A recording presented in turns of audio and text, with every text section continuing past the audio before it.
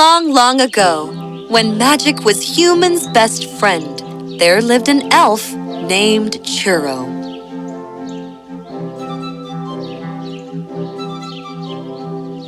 The thing about Churro was that he always helped only those humans who were brave at heart and had a spirit to do remarkable things.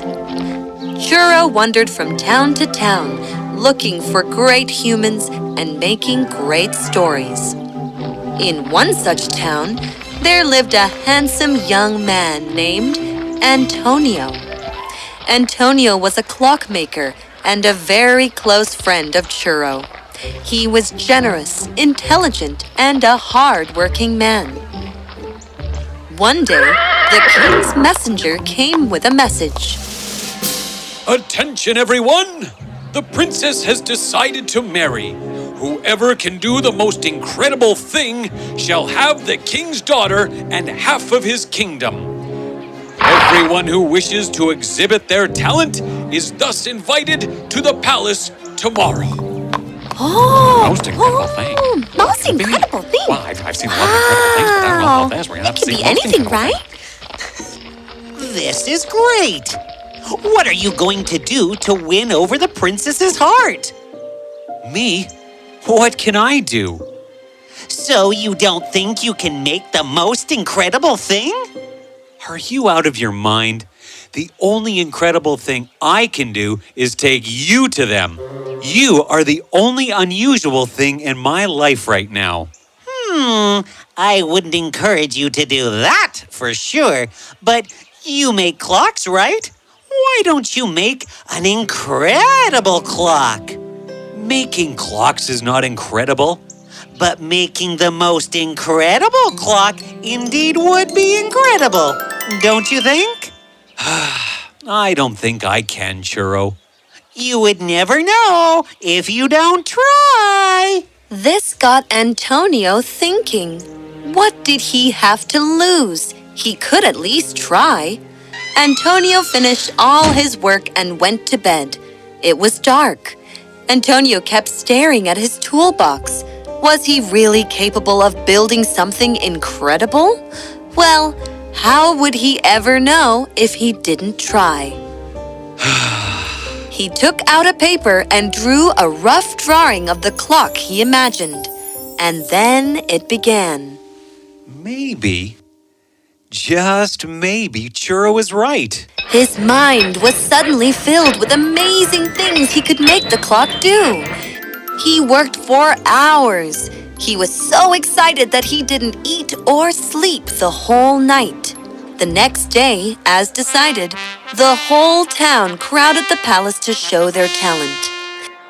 There were sword fighters who, well, fought with themselves more than with anyone else. Isn't it incredible how I can hurt myself? Of course. Next! Oh, I can sleep for months together. Oh, he's asleep already. Father, do we have to wait for months to wake him up? Take him away, please. Yeah, right. Roll him up. It would be easier then. There were jugglers who got bored of juggling with apples and pears and began to juggle with tables and chairs. At one point, they got so desperate to prove themselves that they began to juggle the courtiers. I can't say if this is the most incredible thing or not, but I am going to throw up if this doesn't stop. But Your Highness, I wanted to juggle with you next. Oh, the horror! Next! Then entered Antonio. He bowed to the princess and to the king. I am a clockmaker, Your Highness, and I would like to show you my work. The contestants present in the palace were already convinced that Antonio would lose. He was a mere clockmaker after all. Antonio took off the cloth from the structure and unveiled the strange-looking clock. That is the ugliest clock I have ever seen. Forgive me, Your Highness, but talent and intelligence can achieve things that beauty can never do. You mean this clock is intelligent? Let us see what it can do. All Antonio did was to touch the center of the clock, and it began to roll. As everybody looked in awe, the clock struck 1. And out came a man made of wood. Rule number 1 to lead a happy life is to have faith. Believe who you are and your life will be complete. Well, that must be the only rule if you ask me. The audience was shocked. The wooden man returned. The clock struck 2, and out came 2 ballerinas. Oh, how they danced and how they moved. It was truly magical. The clock struck 3, and out came the sun and the moon. Not the real ones, of course.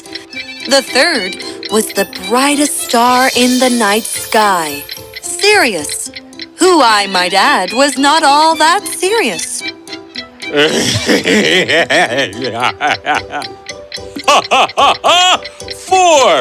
Four! Make the clock strike 4! And it did. Now this was a real puzzle for the palace to solve. The cart threw out a tulip, a grasshopper, an empty nest, and a basket of fresh fruits. Wait, the tulip eats the grasshopper, and the grasshopper's spirit sits in the empty nest and eats the fresh fruits? I solved the puzzle! A flower eats an innocent insect, and its spirit eats fruits? That's scary! I know what these are. These are the 4 seasons. The tulip grows in spring. We all know that grasshoppers come out in summer. The empty nest is winter, as the birds have already flown away. And the basket of fresh fruits is autumn, because that signifies our harvest festival. Bravo! As the puzzle was solved, the objects returned to the clock. The clock went ahead and struck 5. Another puzzle was thrown out. A spectacle, a gong, a bowl of fresh herbs, a plate of steaming food, and a small puppy. These must be the 5 senses. Spectacles to see, the gong to hear, the smell of fresh herbs, the hot yummy food to taste, and... Touch! Ooh, can I touch the cute little puppy? But as soon as the puzzle was solved, the objects quickly returned because even the clock didn't want to lose any of his senses. Now was halftime. The clock struck 6, and out came a dice which needed to be fixed. Oh, that's broken. No dice can only roll a 6 all the time. It's not broken, sir. That's the time in the clock. Oh, I know that. As it was time for 7 small children appeared. They went round and round in a circle and seemed to be stuck in an endless loop of a short verse. Oh, I am so blue. And I come after you. We have a lot of work to do. We have reached the mid of the week. Keep the 13th next to me, and I will give you a shriek. Last day! Oh, I just want to sleep. Well, thanks to all 6 of you, I have been tired all week. Oh, I am so blue. Oh, don't I come after you? These are the 7 days of the week! The days peacefully returned. The most astonishing thing happened when the clock struck 8. The 8 planets came out. They revolved around to show how beautiful our solar system is. The palace was mesmerized. As the planets returned, it was time for the 9 Tinkerbells to come out and present a dance.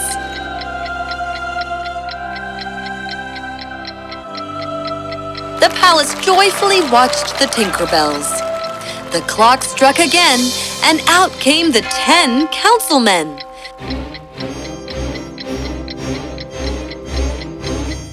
They were so intelligent that the king's courtiers feared for their jobs. Before the king could say anything,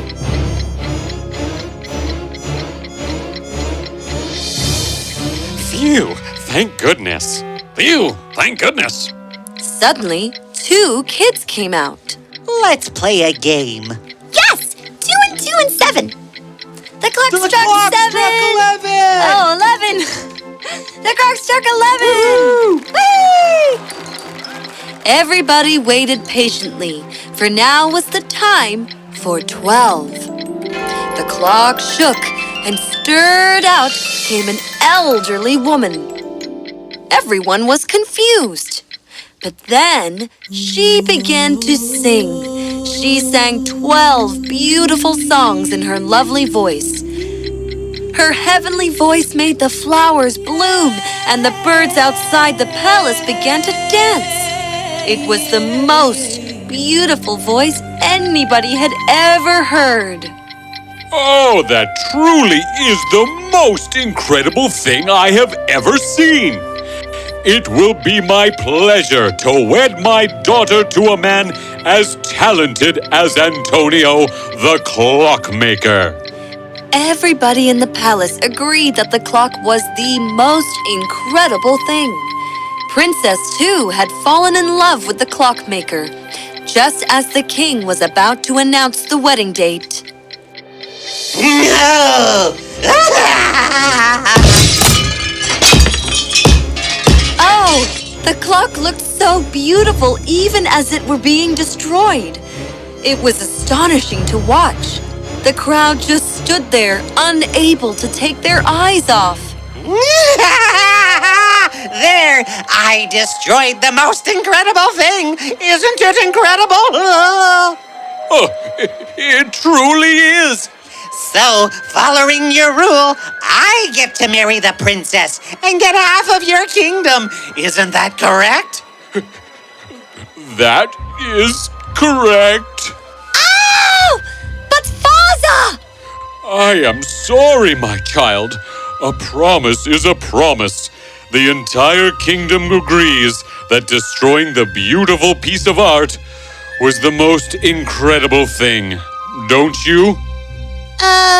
Yes, but not in that way. My dear princess, the promise was for the most incredible thing, not a particular type of the most incredible thing. I am ready to marry you. The palace was shocked and sad. Antonio was very sad. He carried his broken watch back to his dark house. He sat on the bed, sad, unable to move. Oh, this is terrible. That is my truth. How stupid of me to dream of marrying the princess. That's all right, Churro. Nothing's changed. I tried my best. I should just go to sleep. But Churro would not give up on his friend that easy. The next day, Princess was to be married to the man who came to be called the Incredible Destroyer. Preparations were made, but nobody was happy, neither the princess nor the king. The Incredible Destroyer entered the palace with pride and stood beside the princess. As everybody stood there, sadly watching, the door to the palace opened with a loud bang. Your Highness, they're coming. Who is coming? The spirits of the broken clock.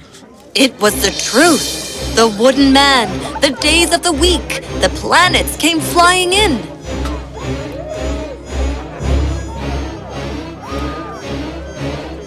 You thought you could kill talent, kill art, ha ha ha. Put me down, put me down. No can do, mister. Friday, make this man go round and round like we do.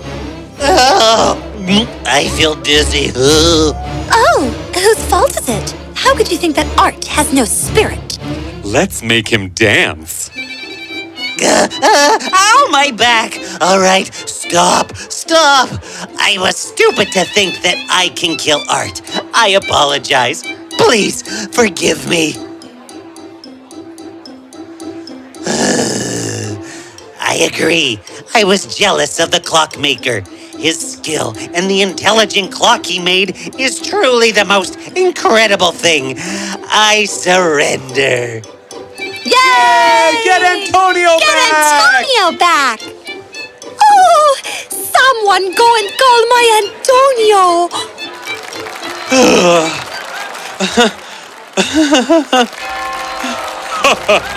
Come, my boy. You truly deserve half of my kingdom. And my hat! The palace rejoiced for the reunion of the princess and Antonio. The clockmaker proved that no matter how strong and evil the destroyer may be, true talent can never be destroyed. And as for the incredible destroyer, well, he is doing an incredible job repairing broken objects. As they say, all is well that ends well. Huh? What happened? Did I win half the kingdom and the princess's heart? No, you didn't. It's the end of the story. Oh no! Wait! I can show you the most incredible thing I can...